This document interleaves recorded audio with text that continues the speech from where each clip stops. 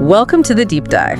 Today, we're jumping straight into the thinking of Reid Hoffman. Right, the co-founder of LinkedIn. A platform that really reshaped professional networking. Totally. And then sold to Microsoft for, what, $26 billion? Just a staggering number. And his influence doesn't stop there. He was also key in getting OpenAI off the ground with that first big investment. Hugely important in AI now. Exactly. So what we want to do today is really unpack a fascinating interview with Hoffman. Yeah, pull out the core ideas, the principles behind his success. This isn't just his story. It's about finding things you can use. Actionable stuff, right? For anyone interested in entrepreneurship, networking, thinking long term. From someone who's genuinely done it at the absolute highest level in tech, we're digging into his journey, the lessons learned. We've got this great interview source where he's pretty open about it all. You know, the early struggles, the doubts about LinkedIn. Right up to his views on where tech and investing are heading. So our mission here is to really get under the hood, understand what drove his success from those early days right through to today. Let's maybe kick off with those early doubts.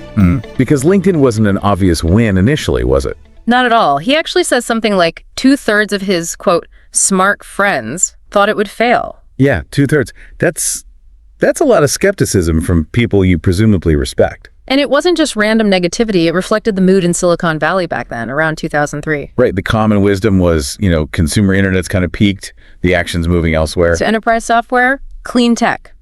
Basically, not another social network. And the big sticking point was that classic network problem. The network property issue, yeah.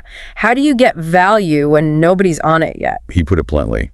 First person in no value. It's the cold start problem. Yeah. Massive hurdle. So faced with all that doubt, what did he do? Just ignore it? No, quite the opposite, which I find really interesting. He actively sought out the criticism. He'd ask, okay, what's wrong with this? Why will it fail? So leaning into the negativity almost. But then, crucially, he'd follow up with, what do I know that they don't? Trying to find that unique insight, that edge. That's a powerful combo. Self-critique, but also belief. And it connects to that phrase he uses, burn the boats early. Yeah, that philosophy. What does that mean exactly? Well, it seems to be about making decisive, risky moves that commit you. Taking risks others won't. It's like forcing commitment. You can't turn back easily, but there's a caveat, right? Right. It's calculated risk.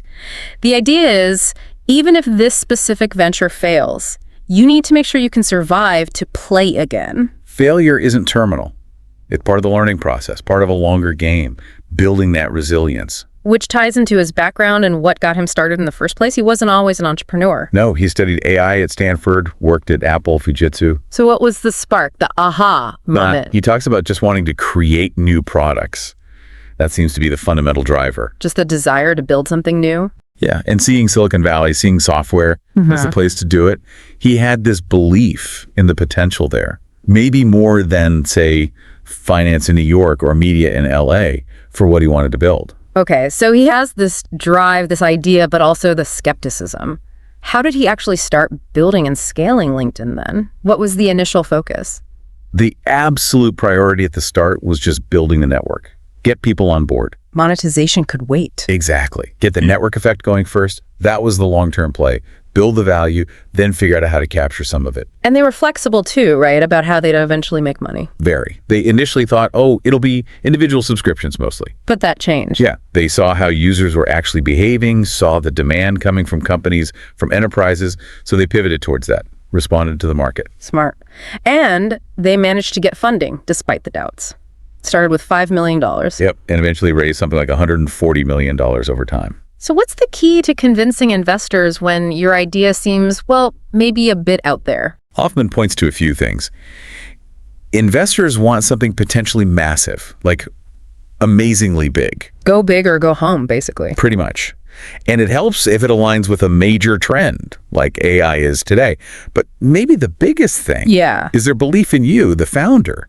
Can you actually pull this crazy thing off? Can you execute? Trust in the jockey, not just the horse. Exactly. And he also adds, interestingly, that being a bit edgy, having a contrarian take, can actually help you stand out. That's counterintuitive, but makes sense. Grabs attention. Okay, let's switch gears to networking. Hoffman's known for this, part of the whole PayPal mafia. Or the PayPal network, as he prefers to call it. Right. What's the significance of that group? Well, it's just this incredible cluster of people from early PayPal who then founded or funded so many other huge tech companies. Yelp, YouTube, Tesla, SpaceX. The list goes on. It really shows the power of those connections forged in intense environments. Absolutely. Shared experience, shared success, building trust. And Hoffman has some specific advice on networking, especially with really successful people. It's not what you might expect. No, it's not about asking for favors. His core advice is focus on what you can give. Give, not get. How does that work in practice? Offer something of value. Maybe it's an insight you have, maybe help with a problem, an introduction. He gives examples like offering Satya Nadella insights on Silicon Valley or Bill Gates' perspective on AI trends. So lead with value. Build a relationship based on mutual benefit, not just what can you do for me. Precisely.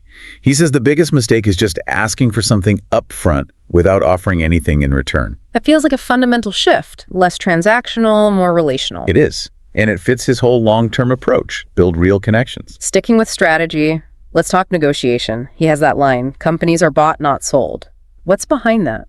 It's about positioning. The idea is you shouldn't be desperately trying to sell your company.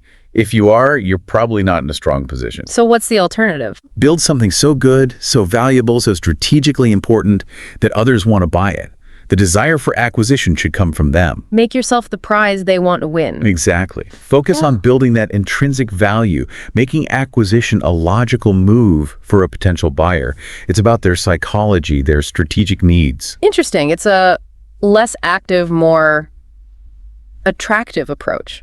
Okay, let's talk mentorship and learning from mistakes. He shares some key advice from his father. Yeah, really profound advice. The difficult thing about making decisions is that you reduce opportunity in the short term, but it's the only way you get opportunity in the long term. Wow. That really captures the trade-off, doesn't it? You have to close some doors to open others further down the road. Focus is key for long-term gain, even if it means saying no to things now. And he's open about failures too. His first company, Social, didn't work out financially. No, it wasn't a financial success, but he sees it as crucial learning. It taught him about playing that multi-time game, meaning one failure isn't the end. You learned, you adapt, you apply it next time. He says, don't celebrate failure itself, but absolutely celebrate the learning from failure. That resilience again. And there was some early advice from a lawyer too. Yeah, apparently a lawyer told him, look, before you try to raise serious money, go prove you can actually launch products. Get some runs on the board. Practical advice. Totally. And that led him to work at Apple's eWorld. He got experience, built his network, gained credibility, made him a much stronger bet later on. It all seems to build towards this long-term perspective he keeps mentioning. Playing a 10-year game. Right. Thinking in decades, not just quarters. Why does he still do that, even after the LinkedIn exit? He talks about the power of compounding, whether that's knowledge, relationships, impact. It takes time to build something truly significant. So the big exit wasn't the finish line. Apparently not. It's about building something enduring, something with lasting impact. And he has a specific view on the future, a bit contrarian maybe, about the digital and physical worlds. Yeah, he sees the world of bits, the digital stuff, as a massive accelerator for the world of atoms, the physical stuff. How so? He points to AI in drug discovery, robotics, advanced manufacturing, digital tools dramatically speeding up real-world progress. A powerful convergence. Okay, and he also mentioned a common mistake he sees business owners make. Yeah, he thinks many don't take enough bold risks. Really? Even successful ones? Apparently. They aim for incremental improvements, safer bets, rather than swinging for the fences on something potentially game-changing. Avoiding spectacular failure, but maybe missing spectacular success too. That seems to be the idea. Embrace bigger risks for potentially much bigger rewards. Which sounds a lot like the idea behind Blitzscaling, the book he co-authored. Exactly. Let's touch on that. What's the core idea of Blitzscaling? At its heart, it's about prioritizing speed, rapid growth above almost everything else, even efficiency sometimes. Why? To grab the market. Yes.